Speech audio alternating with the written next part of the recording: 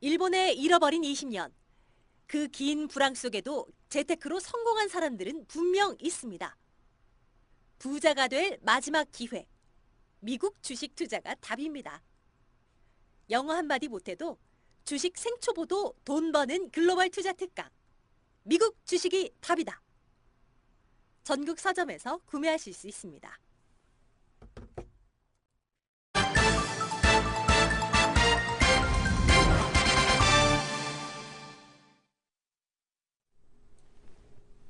네, 안녕하십니까. 키움증권을 통해서 매일 오전 11시부터 90분간 시청자분들 찾아뵙고 있습니다.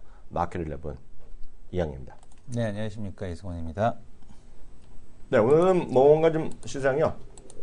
펄해요. 네네. 펄해요. 왜 그런 거예요? 전반적으로 좀 조정에 대한 흐름이 나타나고 있고요. 네. 여전히 유럽 시장에 대한 반등이 좀 이루어지지 않고 있다라는 점. 네. 이 부분이 그리고 이제 지수에 대한 피로도 이런 부분이 좀 많이 가중이 된 것 같습니다. 네. 어제 미국 시장에도 이렇게 플러스로 나스닥을 제외하고서 플러스로 마감되지 못했었고요. 네. 외국인에 대한 매도는 크지 않습니다만은 외국인 매도에 의해서 지수가 조정받는다기보다는 이제 국내 기관 매도에 대한 쪽이 지수에 대한 조정을 만들고 있고, 코스닥 같은 경우는 외국인 매도, 특히 이제 오전에 메릴린치 창구로 여기저기서 매도가 좀 많이 보이고 있거든요. 그러니까 메릴린치 창구, 그 특정 창구로 매도가 여기저기서 많이 나온다라는 거는 네. 펀드 하나가 지금 이제 엑시트를 위해서 차익 실현에 대한 쪽으로 진행했을 가능성이 있지 않느냐 이렇게 네. 좀 보여집니다. 네. 시장 전반적으로는 일단 외국인에 대한 매도는 거래소가 지금 보게 되면은 한 650억 네. 그리고 이제 코스닥이 340억 정도 매도가 진행이 되고 있고, 선물도 아침에 매수가 들어왔다가 매도로 좀 살짝 전환되는 그런 모습입니다. 네. 지금 시장에서 하락에 대한 특징주를 굳이 찾아본다라면은 GS건설 해외 네. 전환사채에 대한 발행을 발표한 GS건설 정도가 좀 하락폭에 대한 쪽이 좀 확대되고 있다라고 좀 보여질 수 있을 것 같고요. 나머지는 그냥 1%대, 2%대 내외에 대한 조정에 대한 흐름에 대한 진행이 나타나고 있다 이렇게 좀 보여집니다. 맞습니다. 시장에서 아까 말씀하셨던 GS건설 이런 거, GS건설 아까 전환사채요? 해외 전환사채? 네네. 해외 전환사채라는 거 다들 아시잖아요. 네. 네, 그런 것도 이제 채권인데 언제라도 주식으로도 바뀔 수 있으니까요. 그죠? 그럼 주식이 늘어난다는 거는 본인들의 주식이 가치가 희석되는 거잖아요. 네. 희석된다는 거니까 어떤 전체적으로 좀 혼자 먹을 걸 둘이 먹을 걸 셋이, 예를 들어서, 그러니까 그런 것들의 영향은 좀 악재행식할 수도 있겠죠. 근데 이게 항상 동전의 양면이에요.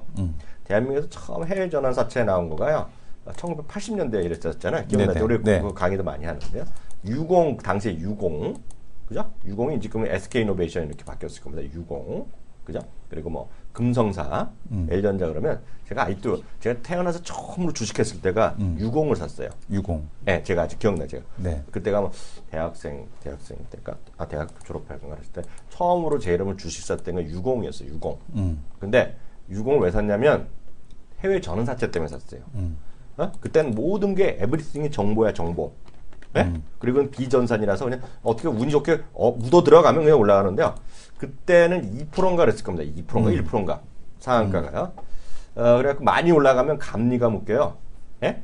예? 그래갖고 또 하라는데, 제 기억에는 60인가 그때 전환사채 갖고 10몇층인가 상한가가 들었을 겁니다. 전환사채로. 대한민국 최초의 해외 전환사채 이런 것 때문에 올라갔거든요. 근데 지금은 이제 주식 증자하는 게 악재니까 그 시대 상황에 따라서 그렇게 바뀐다는 거, 이렇게 이해하시면 되겠습니다. 어떨 때면 좋을 때도 있고 어떨 때는 나쁠 때도 있다. 다만 지금 시장에선 주식 가치가 희석된다는 것에 대해서 악재 인식이 좀 많을 뿐이다. 네. 그 정도 일단 이해하시면 되겠습니다. 그리고 하나 이슈, 지금 긴급하게 나온 이슈를 하나 좀 점검하고 넘어가게 되면요. 그래요? 예, 좋은 거예요? 예, 좋은지 안 좋은지 모르겠는데, 네. 주한미군 사드 배치, 한미 사드 배치 최종 결정이 된다. 이달 중에 배치 지역을 발표할 것이다. 라는 얘기가 있습니다. 지금 보게 되면은 한미는 8일 오전 11시 주한미군의 사드 배치를 하기로 한미 동맹 차원에서 결정했다라고 공식 발표를 했고요. 한미? 예. 한국과 미국 양측에서. 국방부는 없다는, 예. 국방부는 한국 사람이 아닌가였나 봐? 국방부는 국방이죠. 국방나라? 네. 양국은 발표문을 통해 양국의 북한 핵과 대량 살상 무기 탄도미사일 위협으로부터 대한민국과 우리 국민의 안전을 보장하고 한미 동맹의 군사력을 보호하기 위한 방어적 조치로 결정하게 됐다. 네. 라는 얘기가 나왔습니다. 최근에 가장 핫한 중국 테마주가 뭐가 있어요? 가장 핫한 중국 테마주요? 아무래도 화장품이 되겠죠. 화장품 주식 좀 봐주세요. 화장품 주식이라고 해서 뭐 특별하게 더 내리거나 그런 아직까지는 그런 상황에 대한 쪽은 전개되지 않고 있습니다. 그래서 지금 보게 되면은 뭐 LG 생활건강 가장 이제 신고가를 가고 있는 LG 생활건강을 한번 볼 텐데요. 네. LG 생활건강 같은 경우도 뭐 오늘 굳이 뭐 이 11시에 이게 발표가 나왔기 때문에 아직까지 시장에 이렇게 적극적으로 퍼진 것 같지는 않고요. 네. 지금 보게 되면은 LG 생활건강에 대한 쪽, 지금 보게 되면 이제 그 발표가 나오고 나서 지금 낙폭이 좀 확대되는 그런 모습에 대한 쪽이 아닌가. 저건 어떻게 하세요? 저 뭐죠? 내가 지금 제 눈이 안, 전 눈이 피곤하면 눈이 잘 안 보이잖아요.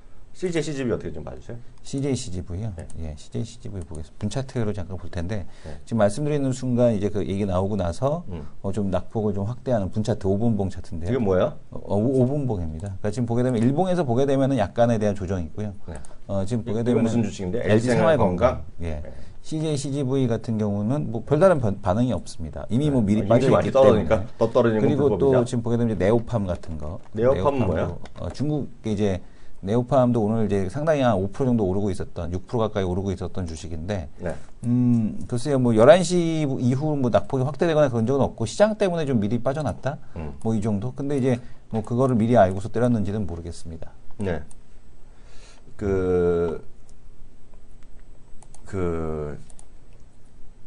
상당히 좀 기분 나쁘네요.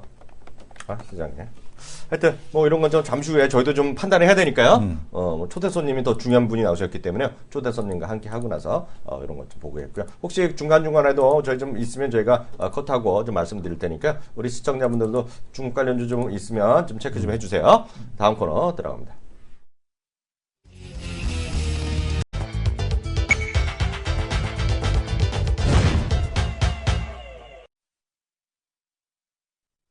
네, 종목설전입니다.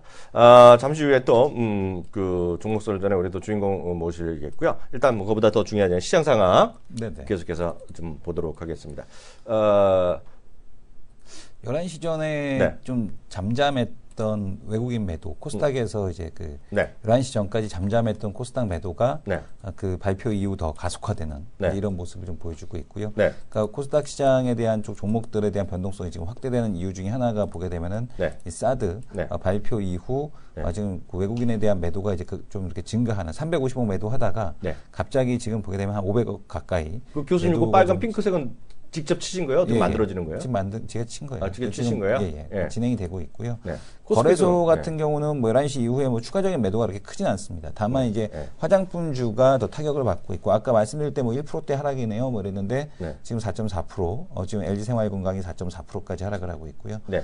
지금 화장품주가 전체적으로 좀 타격에 대한 쪽이 계속해서 진행이 되는 상황인 것 같습니다. 면세점 어떻게 돼요? 호텔신라 이런 거. 호텔신라는 뭐 미리 안 빠지네. 빠져나서, 네.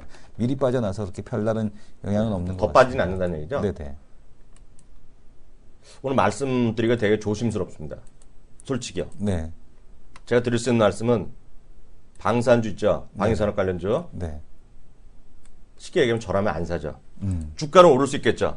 그렇지만 그거는 대한민국에선 가능할지 모르겠으나 제 머릿속에서는 이해가 안 된다. 오히려 안 좋죠. 네. 안 좋고 무관해 정상적인 사고로는 죄송합니다. 정상적인 사고가 아니라 제 머리로는 이해가 안 돼요.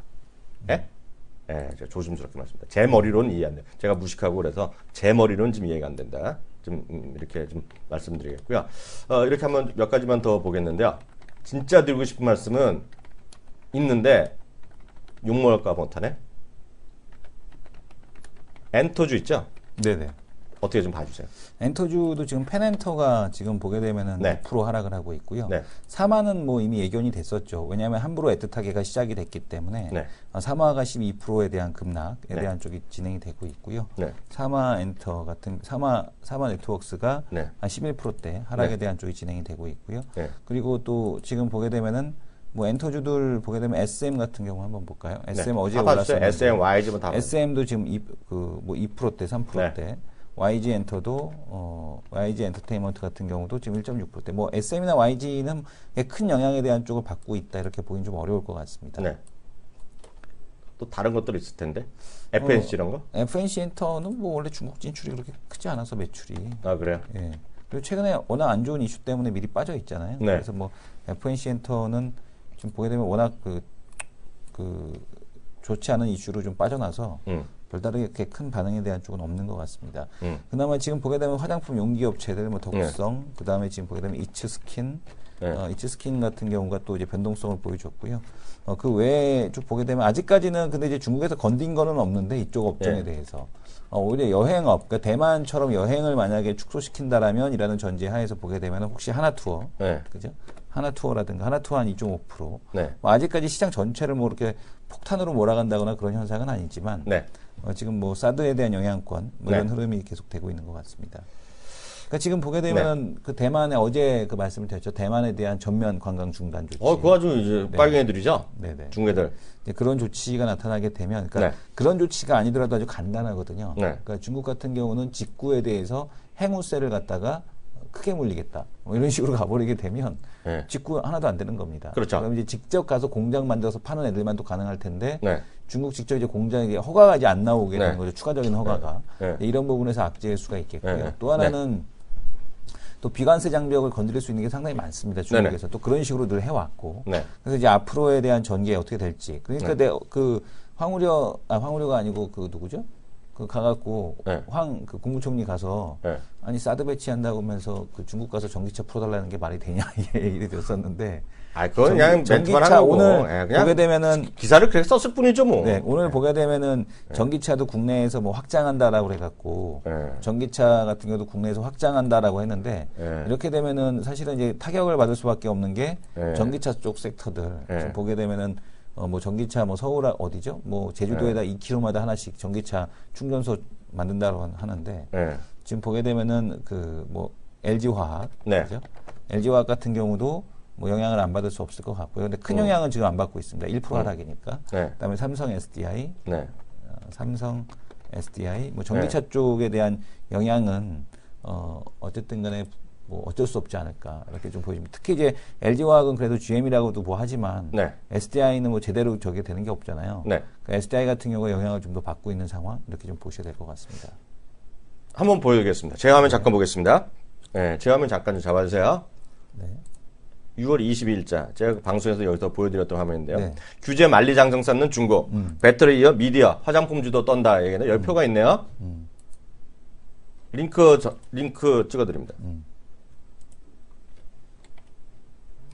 링크 찍어드립니다. 다 보이시죠? 이거가 소위 비관세 장벽 시리즈다. 그리고 그 다음날 제가 미국 기사 한번 보여드렸잖아요. 걔네만 문제되는 게 아니고 그냥 우리나라 그 화학 제품부터 시작을 해서 IT 제품 뭐 다 싸그리 그냥 제일 그러니까 사실은 미디어나 화장품을 건드리는 것보다 아주 간단한 게 있습니다. 왜냐면 미디어 화장품 건드려봐야 우리나라 정부에서 꿈쩍도 안 해요. 간단하죠. 그러니까 자동차 건들고 그다음에 IT 제품 딱 건드려버리게 되면 왜냐하면 재벌을 건드려야 이게 한국에서 반응이 오는 거잖아요. 그러니까 중소형주 건드려봐야 아우성 쳐봐야 어차피 정부에서 움직이지도 않는 거거든요. 그러니까 자동차를 갖다가 한국에 있는 자동차 그다음에 전기차 못 팔게 하고 자동차 조지고 IT 조져버리면 그다음에 재벌이 움직일 수밖에 없는 거죠. 그걸 봐야겠죠. 결국에는 그쪽을 그러니까 만약에 우리가 이제 입장을 바꿔서 생각을 해보게 되면 중국에서 화장품 미디어 이쪽을 건든다? 뭐 건드릴 수 있겠죠. 근데 이거는 이제 심리적인 압박이고 실제 내가 피드백을 받으려면 자동차하고 IT를 건드려야겠죠. 그렇게 보이십니다. 삭제된 기사가 아닌데 저는 지금도 띄웠는데 왜 그러죠? 이거 제가 잘못 찍어드렸나요? 제가 지금 띄웠는데요? 그런 경우가 있더라고요.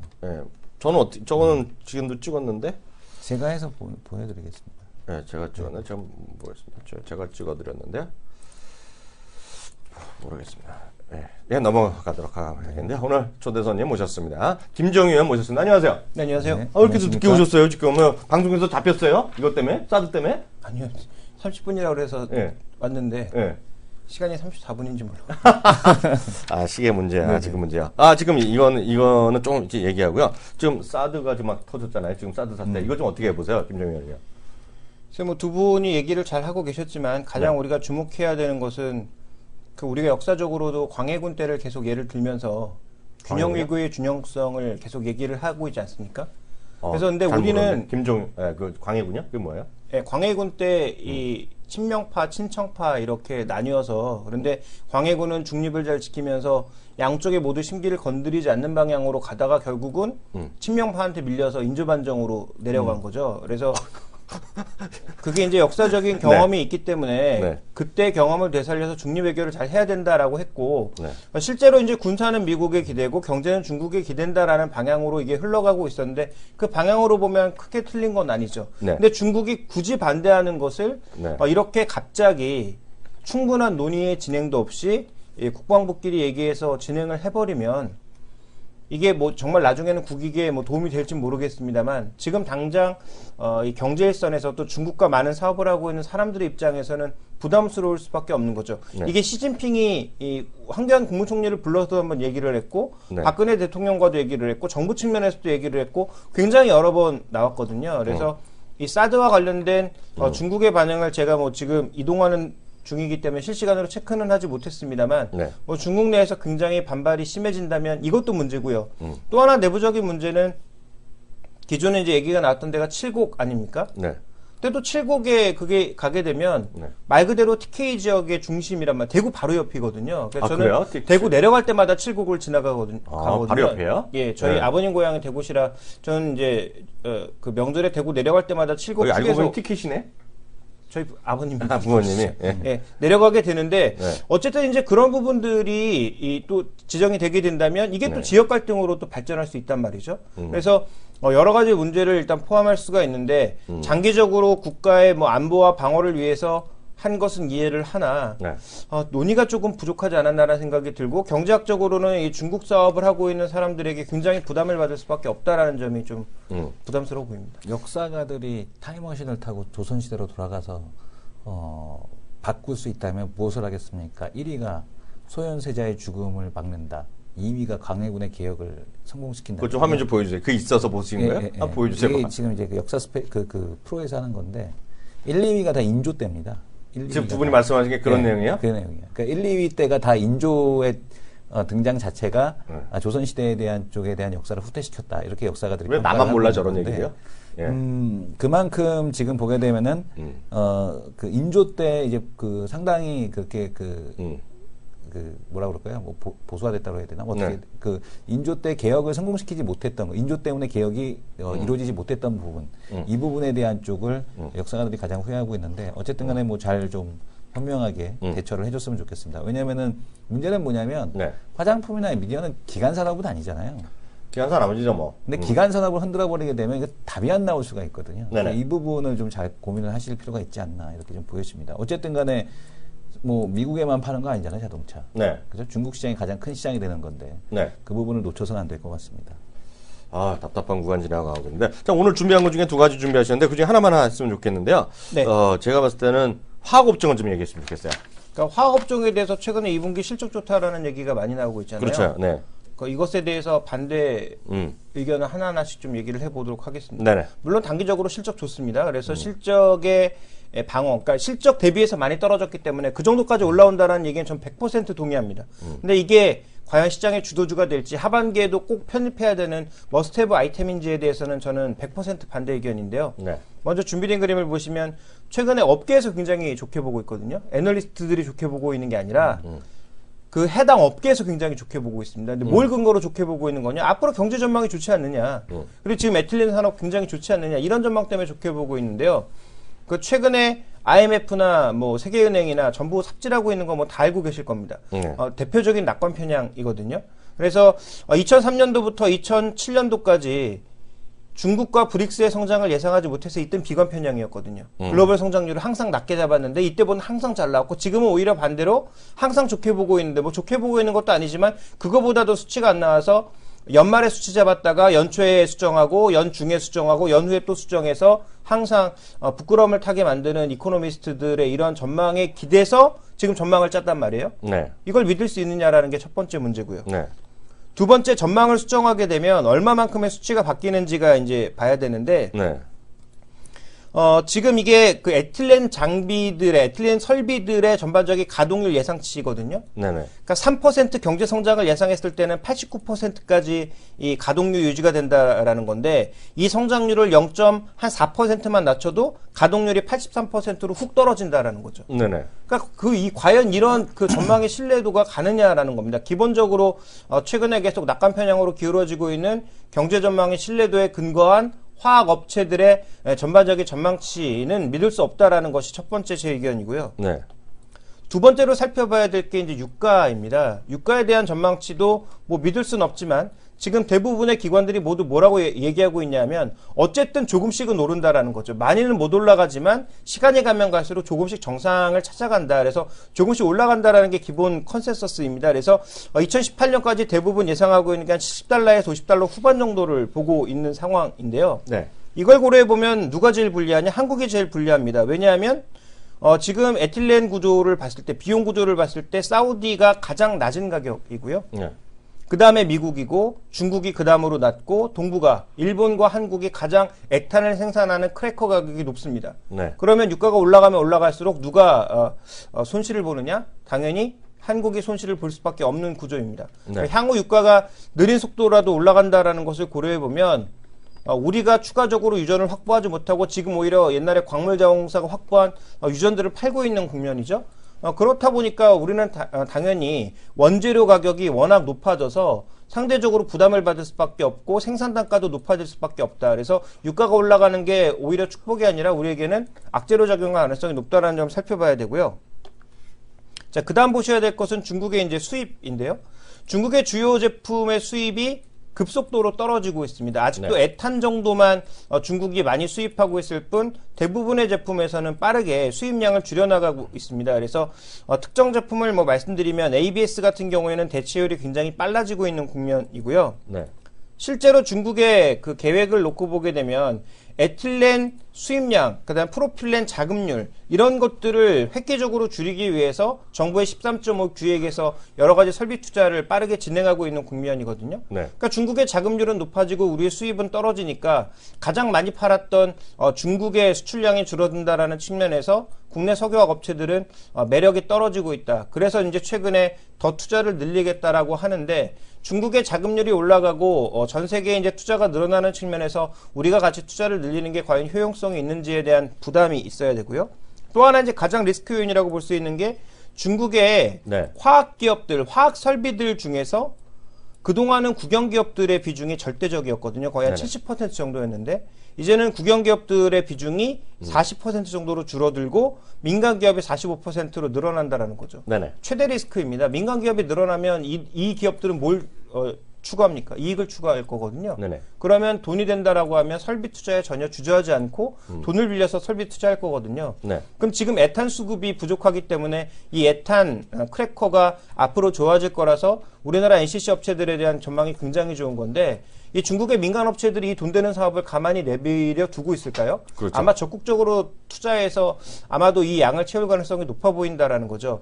이런 리스크 요인들을 고려해 보면 국내 석유화학 업체들 같은 경우에 빠르게 변모하지 않으면, 네. 그러니까 뭐 신소재 산업으로 간다든지 다른 쪽으로 변모하지 않으면 부담을 느낄 수밖에 없는 국면이고요.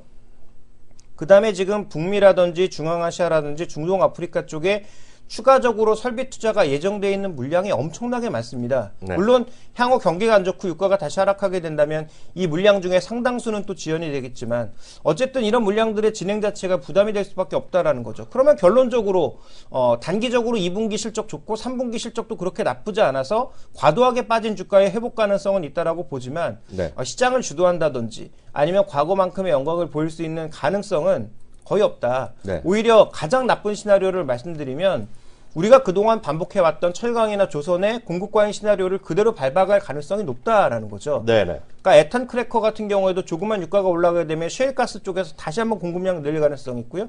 그다음에 또 하나 주목해 보셔야 될 건 중국의 CTO라고 하는 산업이 의외로 비용이 낮게 계속 유지가 되고 있는 상황이기 때문에 이러한 부담 요인들을 잘 고려하셔서 석유화학 업체들에 대한 투자를 하셔야 될 것 같습니다. 아유, 참 이게 걱정인데요.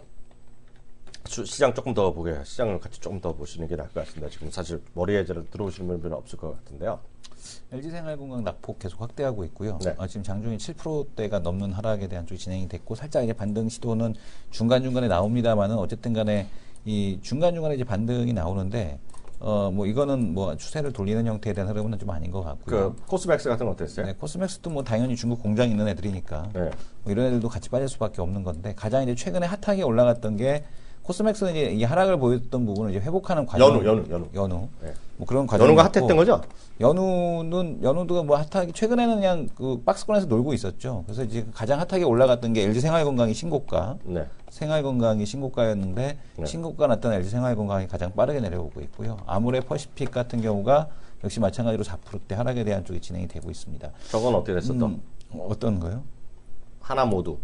아? 하나 모두 이런 애들. 하나 일단 한화 투어. 하나 투어 같은 경우도 뭐 그 추가적으로 조금 더 낙폭이 확대되는 모습인데 가장 크게 직격탄을 맞는 쪽 같은 경우 일단은 저쪽으로 좀 보셔야 될 것 같습니다. 그 중국 관련 그 화장품주들, 네. 화장품들이 가장 크게 이제 영향을 받을 가능성 이런 부분이 좀 나타나고 있는 것 같습니다. 네, 하여튼 저희도 좀 정리해서 2부에 다시 돌아오겠고요. 오늘 이렇게 김종현 의원님은 좀 짧게 네, 보내드리고 대신 다음 주에 더 길게 하는 걸로 하겠습니다. 수고하셨습니다. 감사합니다. 네, 감사합니다.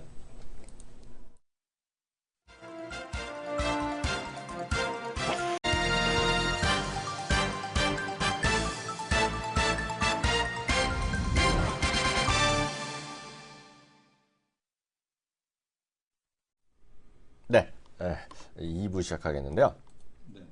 넛크래커란 말 아세요? 넛크래커. 네. 알죠. 예. 넛크래커라는 게 워낙 우리나라 맨날 샌드위치 신세 넛크래커 맨날 나오잖아요. 그렇죠. 넛크래커란 건 넛이 호두잖아요. 네네. 호두나 이런 거잖아요. 크래커가 깨부시는 거거든요. 그래서 이제 양쪽에 끼었다는 거거든요. 네. 이게 이제 우리 대표적인 중국에 끼어 있고요. 미국이라든가 이런 데 끼어 있다는 거잖아요. 네네. 한번 말씀드렸다시피 그저께 한번 말씀드린 것 같은데요. 1위 상품 있잖아. 1위 상품 계속 우리나라 줄어든다고 네.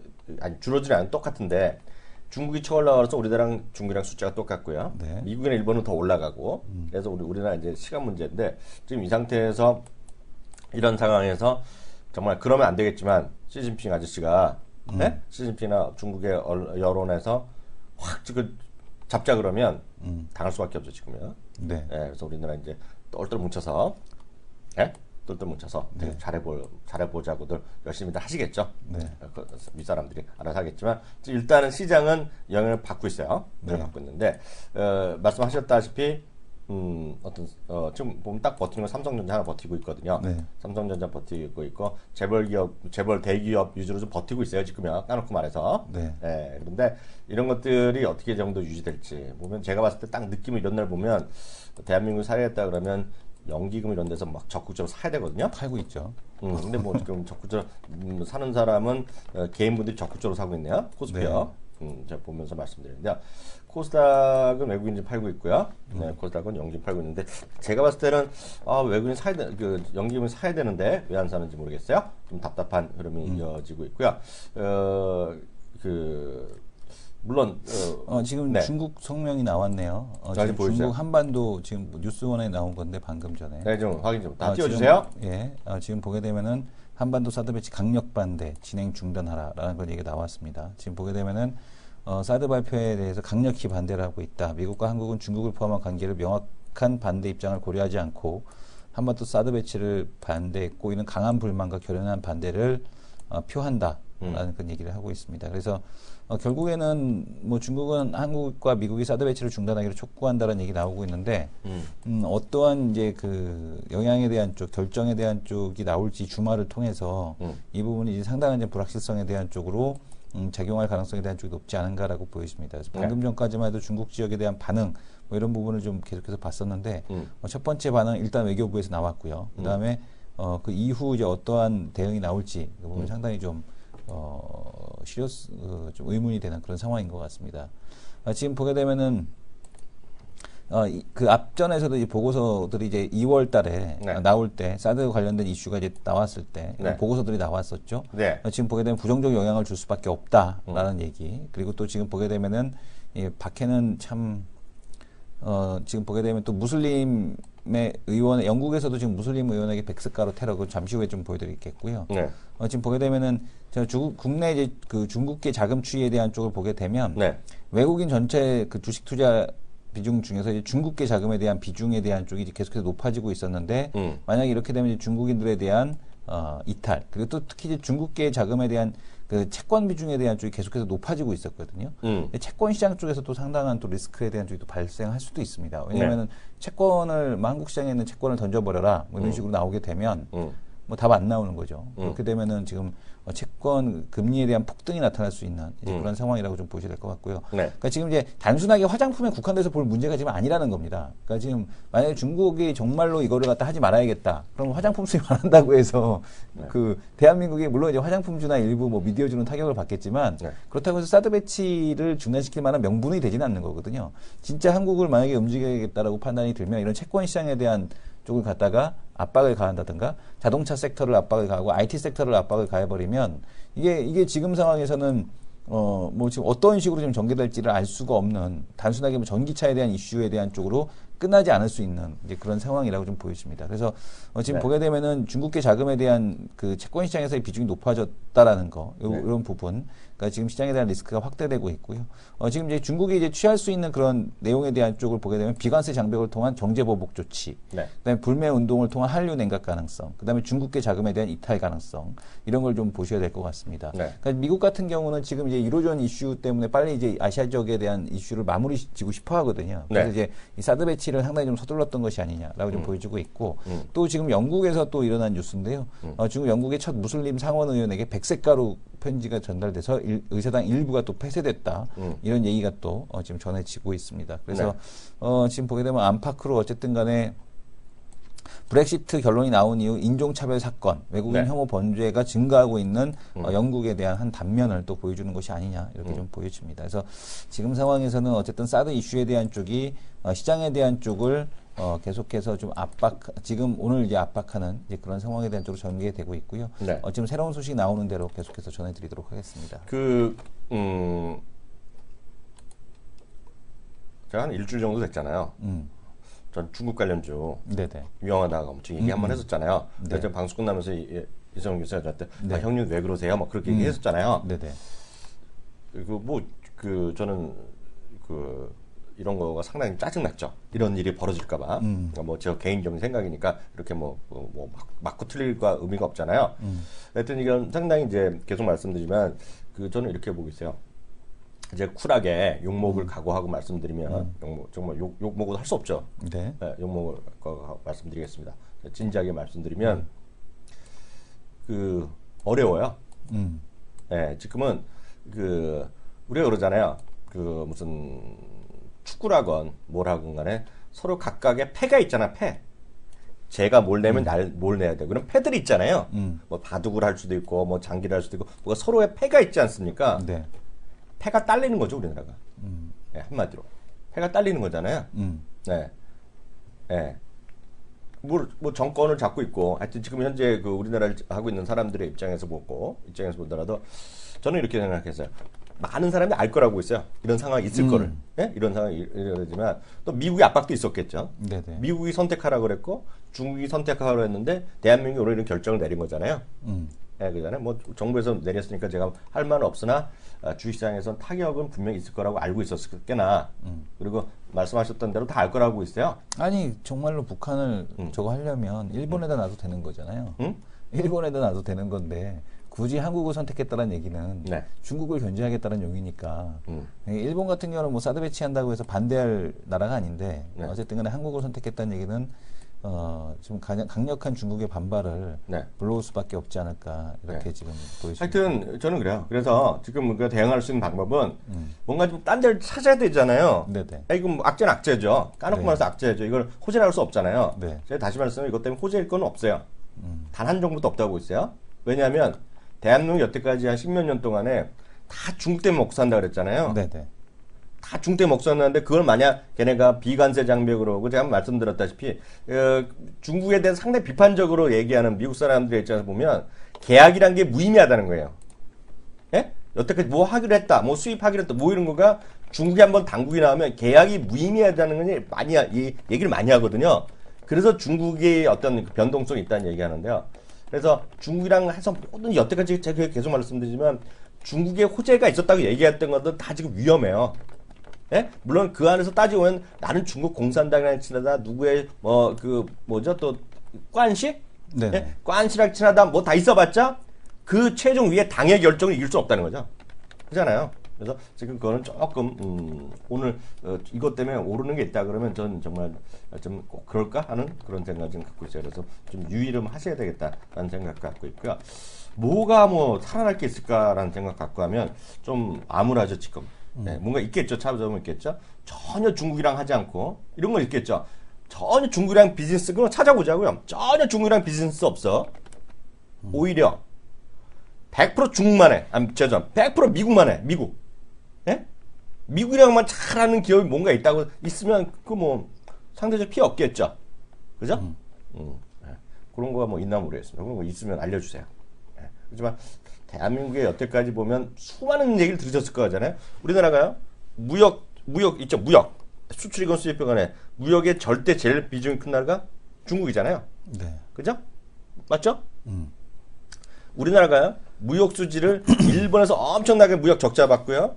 무역에서 엄청나게 돈 제일 많이 버는 나라 어디야? 중국에서 돈을 벌어들이죠. 수출에 비해서. 그잖아요. 김치를 아무리 수입하고 뭘 쌈을 사가고 조기를 아무리 수입하고 고등어고 뭘 엄청 수입하더라도 우리랑 크게 보면 엄청난 무역 흑자 국가란 말이죠. 중국에 대비해서. 그잖아요. 우리가 아무리 뭐 중국에 놀러 가고 중국에서 뭐 연예인 중국에 뭐를 사더라도 중국 사람이 한국에서 사는 것만을 이길 수가 없잖아요. 그잖아요. 그래서 이거는 기본적으로 좀 악재인식이 좀 맞다. 그리고 단기간에 어떻게 될지에 대해서는 뭐 저는 퀘스천 마크를 좀 갖고 있다. 이렇게 말씀드리고 싶고요. 좀 냉정하게 여전히 좀 보셔야 될 것 같고요. 뭐 다른 얘기 좀 볼 거 없어요? 네.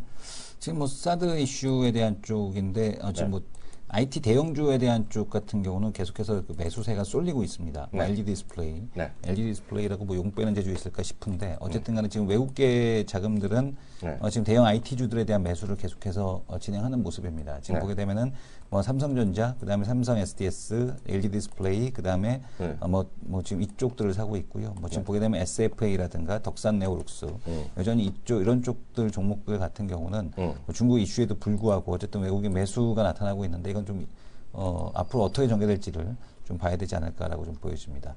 일단 사드 이슈에 대한 쪽은 좀 여기서 네. 저거를 하도록 하겠고요. 네. 지금 보게 되면은 지난번에 이제 한국 시장에서 요즘에 보게 되면은 SM6가 많이 보이거든요. 네. 한국 시장에서도. 잘 빠졌어. 네. 근데 지금 보게 되면은 그 현대차가 지금 보게 되면 이제 그 SM6 말리부 현대차가 이제 소나타 5년 무이자 이런 게 지금 나오고 있습니다. 그래서 지금 보게 되면은 6월 국산 중형차 27,000대 60% 판매가 늘어났는데 지금 보게 되면 2016년형 소나타를 7% 할인받거나 차값의 30%만 미리 내면 5년 무이자로 할부로 살 수 있는 조건에 대한 쪽을 내걸었다라는 얘기가 있습니다. 그래서 그전에는 3년 무이자가 적용된 적은 있었지만 네. 현대차가 5년 무이자를 꺼내들었다라는 거는 네. 그만큼 이제 그 SM6와 말리부에 대한 지금 그 상황에 대한 쪽이 상당히 좀 견제할 만한 그런 수준까지 좀 올라오지 않았느냐 이렇게 좀 보여집니다. 그래서 지금 보게 되면 소나타에 대한 이 판매량, 그러니까 지금 그 현대차 그룹이 안팎으로 지금 고전을 겪는 이제 그런 모습에 대한 쪽이 아닌가 이렇게 좀 보여집니다. 현대차가 제3공장, 4공장이 아직 결정이 안 됐잖아요, 중국에. 네네. 네. 그거 다 마찬가지죠, 뭐. 네네. 네, 그런 것들 좀 이따 보셔야 될 것 같고요. 잘 모르겠으나 그 소나타 5년이면 60개월이잖아요. 네. 현대 입장에서 보면 미국이랑 우리나라랑 똑같이 해주는 거죠. 예, 우리나라 사람들도 열심히 무이자 줄 테니까 많이들 사거라. 네네. 예? 많이들 사세요. 예? 이런 거 그런 느낌이 아닌가 싶습니다. 그래서 크게 모르겠어요. 저는 하여튼 현대차 살 마음이 없다라고 계속 말씀드리니까 네네. 주식이 아니라 현대차 자체를 살 마음이 없다는 거 욕먹어도 할 수 없어요. 살 마음 없는 거니까요. 또 뭐 중국 부동산 시장에 대해서 네. 모건 스탠리에서 이제 중국 부동산 시장 역풍이 분다. 그래서 이제 그 보고서가 나왔었는데 네. 땅값이 너무 올라서 이윤 압박, 판매가 둔화되고 있다. 그러니까 지금 부동산 가격에 대한 상승, 임대료에 대한 상승 이런 데 대한 이슈. 이제 국내에도 가장 큰 문제가 이거죠. 그러니까 임대료 나고 나면 남는 게 없다라는 얘기들 많이들 하시잖아요. 그러니까요. 이거 자체가 지금 그 내수 소비에 대한 쪽을 둔화시키는 가장 큰 원인에 대한 쪽도 주목이 되고 있는데요. 중국 부동산 시장에 대한 역풍이 불어올 거다라고 해서 이제 그 모건 스탠리에 대한 투자 의견, 그러니까 중국 부동산에 대한 투자 의견을 하향 조정을 했습니다. 그래서 네. 토지 비용 상승, 하반기 부동산 판매 둔화 가능성을 감안해 매력적이던 부동산 업종에 대한 투자 의견을 중립으로 낮춘다라는 네. 그런 얘기를 했고요. 네. 지금 보게 되면은 부동산 거래량이 전년 대비 9% 증가하나 내년에는 5%로 위축될 것이다. 이런 네. 얘기를 하고 있습니다. 부동산 가격 상승에도 불구하고 토지 가격 상승률에 대한 쪽이 더 높아 개발 업체들의 손익분기점이 확보하려면 30-40%대의 판매 가격 추가 상승이 필요한데 이게 지금 쉽지 않다라는 그런 얘기에 대한 쪽을 하고 있는 거겠고요. 그래서 지금 보게 되면은 그 가격 상승을 의식해 지난해 부양 기조에서 출발했던 정책 기조도 중립으로 돌아서고 있다. 중국 정부에서. 네. 그래서 지금 중국 부동산 가격에 대한 상승에 대한 흐름에 대한 쪽이 일단 시장에서 좀 좋지 않은 영향을 미칠 것 같다 그런 얘기하고 있고 아베노믹스 때문에 지금 도쿄 중심가의 땅값이 좀 올랐다 이런 얘기가 있거든요. 1년 만에 20% 급등했다 뭐 이런 얘기 나오고 있는데 1990년대 초반 버블 붕괴 직전에 지금 육박하고 있다. 도쿄 중심가의 땅 가격이 이런 얘기를 하고 있습니다. 그래서 지금 아베노믹스에 의한 자금이 부동산으로 흘러들어가 일부 지역에서 땅값 급등 현상에 대한 쪽이 네. 나타나고 있다. 이런 얘기를 하고 있는데요. 네. 지금 보게 되면은 긴자거리 중앙거리의 땅값은 전년보다 20% 가까이 올라서 1제곱미터당 3억 6천만 원. 네. 얘기를 하고 있고요. 1제곱미터당 3억 6천만 원이면 한 평에 10억이란 얘기 아니야? 그죠? 대박입니다, 대박. 한 평에 10억. 네. 지금 보게 되면은 지금 공시지가의 80%가량에서 산정된다. 노선가는. 네. 이렇게 이게 나오고 있습니다. 그래서 지금 뭐 일본에서 가장 비싼 땅인데 그 땅이 네네. 지금 보게 되면은 과거에 이제 그 92년도 버블 붕괴 때가 1제곱미터당 4억 1천만 원이었기 네. 때문에 지금 거의 지금 한 30%만 더 올라가게 한 30%도 아니죠. 한 10%만 더 올라가게 되면 그때 가격이 이제 육박한다. 이런 얘기를 하고 있습니다. 네. 그래서 지금 일본에서는 다시 버블이 생기는 것이 아니냐라는 네. 그런 얘기에 대한 쪽이 나타나고 있고요. 네. 그런데 이제 지금 보게 되면은 47개 광역 지자체 중 네. 땅값이 오른 곳은 14곳에 불과하다. 아베노믹스 때문에. 그러니까 네네. 핵심 주요 지역만 지금 올랐고 네. 33곳은 오히려 전년 대비해서 떨어졌다라는 네. 얘기를 하고 있습니다. 그래서 땅값을 1992년 버블 붕괴 직전과 비교하면 아직도 삿포로는 27.3%, 네. 나고야는 43.3%, 오사카는 37.9% 정도 수준에 머무르고 있어서 지금 경제와 인구의 도쿄 일극 집중 현상이 진행이 되고 있는 증거다라는 그런 얘기가 나오고 있습니다.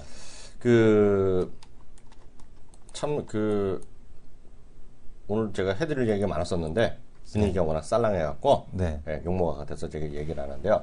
지금 뭐라 그러죠? 이건 한번 보고 갈까요? 이 중국이 말이죠. 저는 요새 중국에 엄청 관심이 많아요. 중국 정책이 어떻게 바뀔까. 지금 보시면 제 화면 잡아주시면 이거 CNBC에 나왔던 건데요. 중국에서 돈이 엄청 빠지고 있거든요, 지금요. 네. 중국에 많이 얘기 들었잖아요. 외화 보이고 사상체인데 그게 축축축축 빠지잖아요. 네. 많이 그런 통계 보셨잖아요. 네네. 그래서 뭐 6개월만 되고 뭐 앞으로 6개월에 얼마 빠지는데요. 그럼 어디서 많이 빠지냐? 물론 이제 해외 투자가들 해외 투자에서 했던 게 빠지는 게 있어요. 분명히. 근데 또 하나가 뭐냐면 이 레지던트에서 빠진다는 거예요. 중국 사람들이 빠진다는 거예요. 무슨 이를 갖다 대는 간이 돈을 빼놓고 있는 거예요, 지금요. 예? 그래서 지금 미국 부동산도 많이 올랐잖아요. 네. 그리고 호주 부동산 오르고 이런 것들, 그리고 런던에 올랐다 이런 것들이 이 중국 사람이 빠지는 건데요. 네. 중국 사람들은 지금 걔네들이 다 아는 거예요. 환율이 지금 중국 위안화가 약해질 거 아는 거죠. 그래서 외국의 부동산 사갖고 그게 올라가 떨어진 게 아니라 빨리 여기서 빼겠다는 거예요, 지금요. 그게 이제 이런 사람들은 관시나 이런 데들이잖아요, 지금요. 네네. 상상을 초월하게 돈이 빠지는 것인데요. 그러니까 빠진 돈이 제일 시청자분들 잘 느끼실지 모르겠지만 제일 지금 중국이라든가요, 유럽이라든가 캐나다, 미국, 호주에서 제일 부동산을 사는 사람이 세 나라가 있다는 거예요, 세 나라. 그러면 당연히 중국이 되겠고요. 그다음에 인도입니다, 인도. 인도가 엄청 못 산다 그러잖아요. 예? 네. 근데 인도 못 사는 사람의 얘기 아니라 그 최상류층 있잖아요. 네네. 거의 엄청나게 산다는 거예요, 지금요. 그래서 브렉시트 때문에 집값 떨어졌으면 제일 또 피해보는 사람이 인도 투자가들이라는 거예요, 지금요. 지금 네. 중국의 최대 중국 최대 부동산 재벌. 중국에서 이제 엑시트 해갖고 영국에 갔잖아요. 영국 부동산 잔뜩 사놨는데 그게 또 해갖고 또 타격이 있다. 뭐 이런 얘기를 하고 있죠. 그리고 또 하나가 이란이에요, 이란. 그러니까 이란 사람이 보면 또 못 사는 것 같지만 이란이 이제 저기는 못 사죠. 그러니까 미국엔 아직까지 해결이 안 되고 있는데 호주나 이런 데 엄청 산다는 거죠, 지금 이란 사람들이요. 그리고 이렇게 많이 최근에 올라봤자 자기네 입장에서 보면 두 가지가 있는 거죠. 자기네 환율도 움직일 것 같고 또 하나가 일단 무조건 돈을 빼내고 싶은 거죠, 지금. 이게 지금 제가 보기엔 중국이라는 나라가 상당히 변동성이 있어 보여요. 제가 보기엔.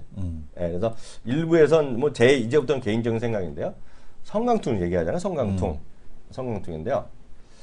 물론 성강통에서 주가는 많이 오를 수 있겠죠. 또 후강통이 또 올랐으니까요. 그 다음에 6개월, 1년은 모르지만 또 많이 오를 수도 있을 것 같아요. 그리고 이미 중국에서 성강통은 상해는 안 좋지만 센체는 좋잖아요. 요즘에. 네네. 괜찮잖아요. 그게 다 기대감 때문에 그런 거잖아요. 팔아먹을 수 있을 거라고 생각하니까 사는 거잖아요. 지금 과연 지금 미국이나 투자가들이 센체를 살까? 네, 그래서 그거에 대한 회의적 시각도 많이 있고 저도 약간 동의하는 바거든요. 지금요. 그래서 지금 시청자분들이 하여튼 다 포트폴리오 하는 게 맞죠. 포트폴리오 하는 게 맞는데 하여튼 그 편중된 시각은 좀 안 가지셨으면. 예, 후강통이 처음에 확 됐잖아요. 3배까지 올랐잖아요. 서로 확 올랐잖아요. 네네. 그 다음에 반에 반토막 되고 반에 반토막 됐지만 심천도 있겠죠 분명히. 그렇게 찬스는 있겠으나 거기에 지금 올인하거나 이거는 게 위험할 수도 있다. 그래서 그렇게 미국의 시각이나 이런 쪽은 좀 녹록하지는 않아요 지금 심천에 대해서. 네, 그래서 그런 것들은 보셔야 될 거예요. 그 말이 그러면 항상 나오지만 심천에 보통 제가 PR은 55배 정도 되죠. 네네. 네, 우리나라가 20배 정도 되나요? 코스닥이요? 코스닥은 전체 아직 모르겠네요. 한 20배 정도 될걸요? 20배? 근데 하여튼 우리나라는 훨씬 높거든요? 근데 그런 게 주가가 올라갈 때는 신경을 안 쓰잖아요. 네네. 성장성을 갖다 붙이면 되잖아요. 네네. 근데 지금 미국의 시각이 이렇게 심천에 대해서 제가 좀 참고적으로 말씀드리면 그렇게 아주 긍정적이지 않습니다. 후강통 할 때는 저도 많이 그때 준비했었지만 미국에 상당히 기대감을 갖고 있었거든요. 근데 지금 그 분위기가 이렇게 아주 적극적인 거는 별로 아닌 것 같아요. 네, 그런 것도 좀 참고하셨으면 좋겠습니다. 추가적인 일단은 지금 말씀드리는 가운데서 일단은 LG 생활건강 반등에 네. 대한 시도가 지금 나타나고 있습니다. 사드 배치 관련돼서 네. 일단은 단기적으로 낙폭이 확대됐다가 네. 이 부분에 대한 쪽이 이제 2월 달의 경험을 다시 살리는지 그렇죠, 모르겠는데 그렇죠. 지금 반등에 대한 쪽이 진행이 되고 있는데 이번에는 아예 확정이기 때문에 그 영향이 어떻게 전개될지 그 부분을 좀 더 지켜봐야 될 것 같습니다. 네. 그래서 지금 사드에 대한 이슈 좀 네. 새롭게 전해지는 건 없고요. 일단은 계속해서 외교 마찰에 대한 쪽이 좀 우려가 된다. 이런 얘기들이 계속해서 전해지고 있습니다. 사드 배치에 대한 프로세스는 국회 동의가 필요한 건 아니잖아요. 제가 또 국회의원이 아니라서 그것까지 모르죠. 네. 국회 동의가 일단 지금 보게 되면 국민의당에서, 국민의당인가요? 거기서 일단 사드 배치 반대 얘기가 나오고 있고요. 네. 그리고 그 민주당에서도 마찬가지로 반대 얘기가 나오고 있는데, 네. 지금 보게 되면 이제 국회 아마 동의가 필요 없는 걸로 알고 있어서, 네. 그죠? 네. 이게 국회 동의가 필요 없는 걸로 알고 있어서 아마 그것과 상관없이 네. 배치가 진행될 가능성이 높고, 사드 배치와 관련된 사이닝이 되면은 바로 부지를 발표하겠다라는 얘기가 나오고 있습니다. 누가 사인이에요? 대통령이 사용하던 국방부 장관이 사인하던 사이닝을 하겠죠. 네. 네네. 그럼 이제 바로 발표하면 그냥 네. 지금 탄성하던 국회의원들도 반대로 돌아설 거 아니야. 자기 지역구 있으면. 그죠? 그렇죠. 그럴 수밖에 없죠. 그잖아요. 네네. 그 사람들은 정말 그럴 수 있겠죠. 네네. 선거 이후에서 다행이다. 그잖아요. 어느 지역인지 모르겠으나 그잖아요. 네네. 하여튼 1부는 오늘 2부에서 여기까지 마치겠고요. 오늘 분위기가 많이 썰렁했는데요. 모든 것이 정상적으로 잘 돌아오고 국제적인 문제도 잘 해결됐으면 좋겠습니다. 다음 주 월요일 날 다시 돌아오겠습니다. 감사합니다.